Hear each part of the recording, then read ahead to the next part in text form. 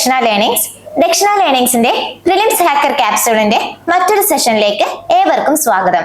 ഇന്ന് നമ്മൾ എടുക്കുന്ന തീം UPSCയുടെ പ്രിലിംസ് പെർസ്പെക്റ്റീവില് വളരെയധികം ഇമ്പോർട്ടൻസ് ഉള്ള ഒരു തീമാണ്. സോ ഇന്നത്തെ തീം എന്ന് പറയുന്നത് ബാങ്കിങ് ആണ്. ഈ ഒരു ഹെഡ്ലൈൻസ് കാണുമ്പോൾ തന്നെ നിങ്ങൾക്ക് മനസ്സിലാവും എത്രത്തോളം ഈ ഒരു തീം UPSCയുടെ പ്രിലിംസ് പെർസ്പെക്റ്റീവില് ഇമ്പോർട്ടൻസ് ഉണ്ടെന്നുള്ളത്. Public sector banks a resurgent force, banking system liquidity goes into surplus mode after 3 months. So ഇങ്ങനെ ഒട്ടനവധി ഹെഡ്ലൈൻസ് ഈ ഒരു തീമുമായിട്ട് ബന്ധപ്പെട്ട് മാത്രം കഴിഞ്ഞ കുറെ കാലങ്ങളായിട്ട് വന്നിട്ടുണ്ട്. സോ UPSC ഈ ഒരു തീമിൽ നിന്ന് എത്രത്തോളം ക്വസ്റ്റ്യൻസ് ആണ് ചോദിച്ചിട്ടുള്ളതെന്ന് നമുക്ക് നോക്കാം. 2024 ഈ ഒരു തീമിൽ നിന്ന് 2 ക്വസ്റ്റ്യൻസ് ആയിരുന്നു ഉണ്ടായിരുന്നത്. Consider the following statement. In India, non banking financial companies can assess the liquidity adjustment facility window of the Reserve Bank of India. In India, foreign institutional investors can hold the government securities.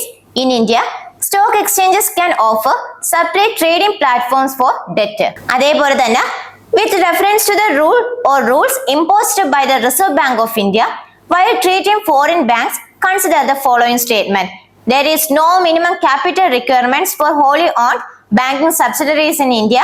For wholly owned banking subsidiaries in India, at least 50% of the board members should be Indian nationals.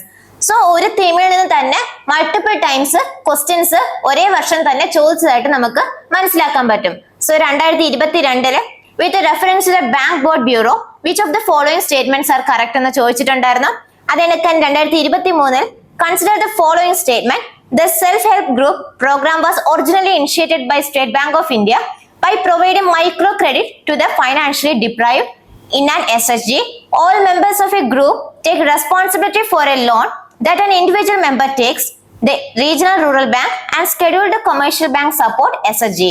How many of the above statements are correct? So ഇത്രത്തോളം questions ഈ ഒരു തീമിൽ നിന്ന് മാത്രമായിട്ട് ചോദിച്ചിട്ടുണ്ട്. So നമ്മുടെ തീമിലേക്ക് നമുക്ക് പോവാം. Classification of banks in India. ഇന്ത്യയിൽ എങ്ങനെയാണ് ബാങ്ക്സിനെ ക്ലാസിഫൈ ചെയ്തിരിക്കുന്നത് നമുക്ക് നോക്കാം. കൊമേഴ്ഷ്യൽ ബാങ്ക് എന്ന് ക്ലാസിഫൈ ചെയ്തിട്ടുണ്ട്, കോപ്പറേറ്റീവ് ബാങ്ക്സ് എന്ന് ക്ലാസിഫൈ ചെയ്തിട്ടുണ്ട്, development banks, digital banks or neo banks, non banking finance companies. ഇത്രയും രീതിയിൽ ബാങ്കിനെ നമ്മൾ ക്ലാസിഫൈ ചെയ്തിട്ടുണ്ട്. ഈ കൊമേഴ്ഷ്യൽ ബാങ്കിന്റെ അണ്ടറിൽ വരുന്നതാണ് public sector banks, private sector banks, foreign banks and regional rural banks. അതിൽ പബ്ലിക് സെക്ടർ ബാങ്കിൽ മെജോറിറ്റിയും ഓൺ ചെയ്യുന്നത് ഗവൺമെന്റ് ആയിരിക്കും. അതിനിപ്പോ എക്സാമ്പിൾ ആണ് SBI, അതിനൊക്കെ തന്നെ പഞ്ചാബ് നാഷണൽ ബാങ്ക് ഒക്കെ അതിന് എക്സാമ്പിൾ ആയിട്ട് വരുന്നതാണ്. ദെൻ പ്രൈവറ്റ് സെക്ടർ ബാങ്ക് എന്ന് പറയുമ്പോൾ മെജോറിറ്റി ഹോൾഡ് ചെയ്യുന്നത് പ്രൈവറ്റ് ആയിരിക്കും. സോ അതിന് എക്സാമ്പിൾ പറയുമ്പോൾ HDFC, അതിനൊക്കെ തന്നെ ICICI തുടങ്ങിയ ബാങ്കുകളൊക്കെ ഈ പറയുന്ന പ്രൈവറ്റ് സെക്ടർ ബാങ്ക്സിന് എക്സാമ്പിൾ ആണ്. ദെൻ ഫോറിൻ ബാങ്ക്സ്, അതായത് RBIയുടെ പെർമിഷനോട് കൂടി ഇന്ത്യയിൽ ഓപ്പറേറ്റ് ചെയ്യുന്ന ഫോറിൻ ബാങ്ക്സിനെയാണ് നമ്മളിവിടെ ഫോറിൻ ബാങ്ക്സ് കാറ്റഗറിയിൽ പറയുന്നത്. അത് HSBC, സിറ്റി ബാങ്ക് ഒക്കെ അതിന് എക്സാമ്പിൾ ആയിട്ട് വരും. ദെൻ റീജിയണൽ റൂറൽ ബാങ്ക്സ്, അതായത് സെന്ററും സ്റ്റേറ്റും പിന്നെ ഒരു സ്പോൺസർ ബാങ്കും ഒരുമിച്ച് ഹോൾഡ് ചെയ്യുന്നതിനാണ് നമ്മൾ റീജിയണൽ റൂറൽ ബാങ്ക്സ് എന്ന് പറയുന്നത്. അത് സെന്റർ 50%, സ്റ്റേറ്റ് 15%, അതിനൊക്കെ സ്പോൺസർ ബാങ്ക് 35% എന്നുള്ള രീതിയിലാണ് ഈ പറയുന്ന റീജിയണൽ റൂറൽ ബാങ്ക്സ് വർക്ക് ചെയ്യുന്നത്. Then cooperative banks. കോപ്പറേറ്റീവ് ബാങ്ക്സിന് 2 സബ് കാറ്റഗറി ഉണ്ട്. അർബൻ കോപ്പറേറ്റീവ് ബാങ്ക്സും ദെൻ റൂറൽ കോപ്പറേറ്റീവ് ബാങ്ക്സും. അർബൻ കോപ്പറേറ്റീവ് ബാങ്ക്സ് പേര് പോലെ തന്നെ അർബൻ അല്ലെങ്കിൽ സെമി അർബൻ ഏരിയാസിലെ നീഡ്സ് കാറ്റർ ചെയ്യാനായിട്ടായിരിക്കും. അതെനിക്ക് തന്നെ അവരുടെ 4th year framework revise ചെയ്തിരുന്നു. So then rural cooperative banks എന്ന് പറയുന്നത് primary agriculture credit society, district credit cooperative societies, അതിനൊക്കെ സ്റ്റേറ്റ് ക്രെഡിറ്റ് കോപ്പറേറ്റീവ് സൊസൈറ്റീസ്, അങ്ങനെ ഒരു 3 tier സ്ട്രക്ചർ ആണ് ഈ പറയുന്ന റൂറൽ കോപ്പറേറ്റീവ് ബാങ്ക്സിന് ഉള്ളത്. നെക്സ്റ്റ് ഡെവലപ്മെന്റ് ബാങ്ക്സ്, അതായത് ഏതെങ്കിലും സെക്ടറിന് ഫോക്കസ് കൊടുത്തുകൊണ്ട് വരുന്നതാണ് ഈ പറയുന്ന ഡെവലപ്മെന്റ് ബാങ്ക്സ്. അതിന് എക്സാമ്പിൾ ആണ് NABARD, SIDBI, NHB, Exim and മുദ്ര ബാങ്ക്. നബാർഡ് എന്ന് പറയുന്നത് കൂടുതലും റൂറൽ ഏരിയാസോ അല്ലെങ്കിൽ അഗ്രികൾച്ചറിന് ഫോക്കസ് കൊടുക്കുമ്പോൾ സിഡ്ബി എന്ന് പറയുന്നത് സ്മോൾ ഇൻഡസ്ട്രീസിനാണ് അവിടെ ഫോക്കസ് ചെയ്യുന്നത്. NHB ഇന്ത്യ ഒട്ടാകെയുള്ള ഹൗസിംഗിനായിരിക്കും ഇമ്പോർട്ടൻസ് കൊടുക്കുന്നത്. ദെൻ എക്സിം ബാങ്ക് എന്ന് പറയുന്നത് എക്സ്പോർട്ട് ഇമ്പോർട്ട് ഇൻഡസ്ട്രീസിന് അല്ലെങ്കിൽ എക്സ്പോർട്ട് ഇമ്പോർട്ട് സെക്ടേഴ്സിനാണ് അവിടെ കൂടുതൽ ഇമ്പോർട്ടൻസ്. മുദ്ര ബാങ്ക് എന്ന് പറയുമ്പോൾ മൈക്രോ ഫൈനാൻസിനാണ് അവിടെ കൂടുതൽ ഇമ്പോർട്ടൻസ് കൊടുക്കുന്നത്. സോ ഇവയെല്ലാം ലോങ് ടേം ക്രെഡിറ്റ് പ്രൊവൈഡ് ചെയ്യുന്നുണ്ട്. അതിനൊക്കെ തന്നെ സെക്ടർ സ്പെസിഫിക് ആയിട്ടുള്ള ഫൈനാൻസ് ആണ് ഇവിടെ നിന്ന് കിട്ടുന്നത്. ദെൻ ഡിജിറ്റൽ ബാങ്ക്സ് അല്ലെങ്കിൽ നിയോ ബാങ്ക്സ്. ഡിജിറ്റൽ ബാങ്ക്സ് എന്നൊക്കെ പറയുന്നത് പാർട്ണർ ബേസ്ഡ് ആയിട്ടുള്ള ഡിജിറ്റൽ ബാങ്കുകളാണ്. അതായത് ടെക്നോളജി വളരെയധികം യൂസ് ചെയ്യുന്ന, അതേപോലെ തന്നെ ഫിസിക്കൽ ബ്രാഞ്ചസ് ഒന്നും തന്നെ ഇല്ലാതെ മൊത്തത്തിൽ ഡിജിറ്റലി വർക്ക് ചെയ്യുന്നതാണ് ഈ പറഞ്ഞ നിയോ ബാങ്ക്സ്. അതേപോലെ തന്നെ ബാങ്ക്സ് എന്നുള്ള രീതിയിൽ ഇവർ ഫുള്ളി ഫ്ലെഡ്ജ്ഡ് ആയിട്ടല്ല വർക്ക് ചെയ്യുന്നത്. Then non banking financial companies, അതായത് ഈ പറഞ്ഞ ICC, IFC, MFI തുടങ്ങിയ കാര്യങ്ങളാണ് ഈ നോൺ ബാങ്ക് ഫൈനാൻഷ്യൽ കമ്പനീസിൽ വരുന്നത്. അതായത് അവർ കൂടുതലും ക്രെഡിറ്റ് കൊടുക്കുന്നത് അല്ലെങ്കിൽ ഇൻവെസ്റ്റ്മെന്റ് സർവീസ് അങ്ങനെയുള്ള രീതിയിലായിരിക്കും കൊടുക്കുക. അതേപോലെ തന്നെ ഈ പേയ്മെന്റ് സിസ്റ്റത്തിന്റെ ഭാഗമായിരിക്കില്ല ഈ പറയുന്ന non banking financial companies. So scheduled bank and non scheduled bank തമ്മിലുള്ള ഡിഫറൻസ് നോക്കാം. സ്കെഡ്യൂൾഡ് ബാങ്ക് എന്ന് പറയുമ്പോൾ RBI ആക്ട് 1934 ലിസ്റ്റ് ചെയ്തിട്ടുള്ള ബാങ്കുകളെയാണ് നമ്മൾ സ്കെഡ്യൂൾഡ് ബാങ്ക് എന്ന് പറയുക. നോൺ സ്കെഡ്യൂൾഡ് പേര് കേൾക്കുന്ന പോലെ തന്നെ ആ സെക്കൻഡ് സ്കെഡ്യൂൾഡ് ലിസ്റ്റ് ചെയ്യാത്ത ബാങ്കുകളാണ് നോൺ സ്കെഡ്യൂൾഡ് ബാങ്ക്സിൽ വരുന്നത്. ആൻഡ് RBIയുടെ സപ്പോർട്ട് സ്കെഡ്യൂൾഡ് ബാങ്ക്സിന് വളരെയധികം ഉണ്ടായിരിക്കും. കാരണം അവരുടെ RBIയുടെ എല്ലാ ഫെസിലിറ്റീസും ഈ പറയുന്ന സ്കെഡ്യൂൾഡ് ബാങ്ക്സിന് ഉണ്ടാവും. നോൺ സ്കെഡ്യൂൾഡ് ബാങ്ക്സിന് ആ ഒരു സപ്പോർട്ടിന് എലിജിബിൾ ആയിരിക്കില്ല. Then scheduled banks CRR, SLR തുടങ്ങിയ എല്ലാ റിസർവ് റിക്വയർമെന്റ്സും അവർ പാലിക്കേണ്ടതായിട്ടുണ്ട്. പക്ഷെ അതേസമയം നോൺ സ്കെഡ്യൂൾഡ് ബാങ്കിന് അത്ര ഇങ്ങനെയുള്ള CRR ആയാലും SLR ആയാലും പാലിക്കണം എന്ന് നമുക്ക് നിർബന്ധമൊന്നും തന്നെ അവിടെ ഇല്ല. സോ സ്കെഡ്യൂൾഡ് ബാങ്ക്സിന്റെ എക്സാമ്പിൾ ഡെഫിനറ്റ്ലി SBI, അതേപോലെ തന്നെ പഞ്ചാബ് നാഷണൽ ബാങ്ക്, HDFC ഒക്കെ സ്കെഡ്യൂൾഡ് ബാങ്ക്സിന്റെ പരിധിയിൽ വരുന്നതാണ്. അതിനൊക്കെ നോൺ സ്കെഡ്യൂൾഡ് ബാങ്ക്സ് എന്ന് പറയുമ്പോൾ ലോക്കൽ ഏരിയ ബാങ്ക്സ്, അതേണക്ക് തന്നെ സ്മോൾ അർബൻ ഏരിയ ബാങ്ക്സ് ഒക്കെയാണ് ഈ പറയുന്ന നോൺ സ്കെഡ്യൂൾഡ് ബാങ്ക്സിന്റെ അണ്ടറിൽ വരുന്നത്. ഇനി മേജർ ബാങ്ക് ടൈപ്പുകൾ ഏതൊക്കെയാണ് നോക്കാം. ഫസ്റ്റ് വൺ PSB, അതായത് പബ്ലിക് സെക്ടർ ബാങ്ക്. അത് ഗവൺമെന്റിന് മോർ ദാൻ 50% തന്നെ സ്റ്റേക്ക് ഉണ്ടെങ്കിലാണ് നമ്മൾ ഈ പറയുന്ന പബ്ലിക് സെക്ടർ ബാങ്ക് എന്ന് പറയുക. ഇവരൊരു യൂണിവേഴ്സൽ ബാങ്കിങ് രീതിയിലായിരിക്കും വർക്ക് ചെയ്യുന്നത്. അതിനൊക്കെ തന്നെ ഇവർക്ക് പ്രയോറിറ്റി സെക്ടർ ലെൻഡിങ്ങിനുള്ള ഓപ്ഷൻസ് ഉണ്ട്. കാരണം ഏതെങ്കിലുമൊക്കെ സെക്ടേഴ്സിന് ഇമ്പോർട്ടൻസ് കൊടുത്ത് ക്രെഡിറ്റ് കൊടുക്കണം എന്നുള്ളത് ഇവർക്ക് RBI കൊടുക്കുന്ന നിർദ്ദേശങ്ങളിൽ പെടുന്നതാണ്. അതിനൊക്കെ തന്നെ റീസെന്റ് 2020 അമാൽഗമേഷൻസ് വന്നിട്ടുണ്ടായിരുന്നു. 10 PSBs 4 PSBയിലേക്ക് മാറുന്ന ഒരു സാഹചര്യം വന്നിട്ടുണ്ടായിരുന്നു. Then RRB, regional rural banks, അതായത് സെൻട്രലിന്റെയും സ്റ്റേറ്റിന്റെയും പിന്നെ ഒരു സ്പോൺസർ ബാങ്കിന്റെയും അണ്ടറിലായിരിക്കും അവരുടെ ഓണർഷിപ്പ് എന്ന് പറയുന്നത്.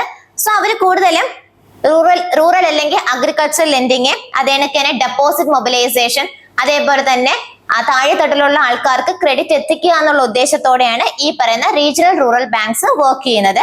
നിലവിലെ 2024 ഡേറ്റ അനുസരിച്ച് 43 RRBs ആണ് നമുക്കുള്ളത്.